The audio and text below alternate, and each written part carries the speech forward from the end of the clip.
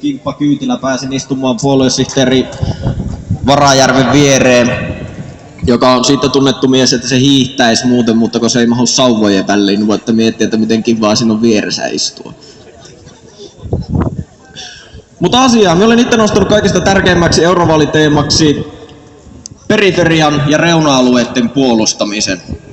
Sillä jos otetaan ja seurataan viimeistä 20 vuotta, mitä Suomi on ollut Euroopassa, ja verrataan sitä, Euroopan unionissa, ja suoraan verrataan sitä sitten siihen, että kuinka elämä syrjäalueilla on lähtenyt kehittymään. Käytän esimerkkinä nyt Pasmajärveä, koska se on se kylä, mistä olen kotoisin ja jonka parhaiten tunnen. Sieltä on lähtenyt koulu, posti, kauppa. Kaikki palvelut pikkuhiljaa ajautuu kauemmas, päivystykseen joutuu parhaimpana päivänä lähteä ajamaan Muonioon asti. Sekä nämä muutkin palvelut sitten pikkuhiljaa näivettyy ja kuolee.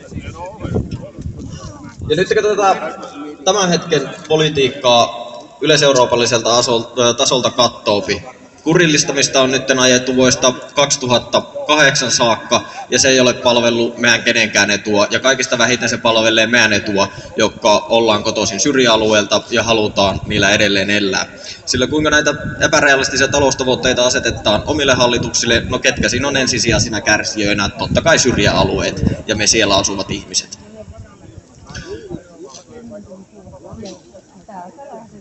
Kun hyvinvointi jätetään pelkästään markkinoiden armoille, meille tunkee tulemaan ulkomaista pääomaa, joka niin kuin Annika justiinsa sanoi, veronsa edelleen huomattavasti mieluummin makselleempi niin kutsuttuihin veroparatiiseihin, joka sanana itse asiassa aika hyvin on tämmöinen, voitaisiin sanoa, että orwellilaista newspeakia, sillä eikö veroparatiisin pitäisi käsitteenä olla enemmän kuvaamassa semmoista maata, jossa ihmiset haluavat maksaa veroja ja verot suunnataan oikein niin, että kaikki ihmiset niistä hyötyy. Veroparatiisissa näin kuitenkaan ei ole.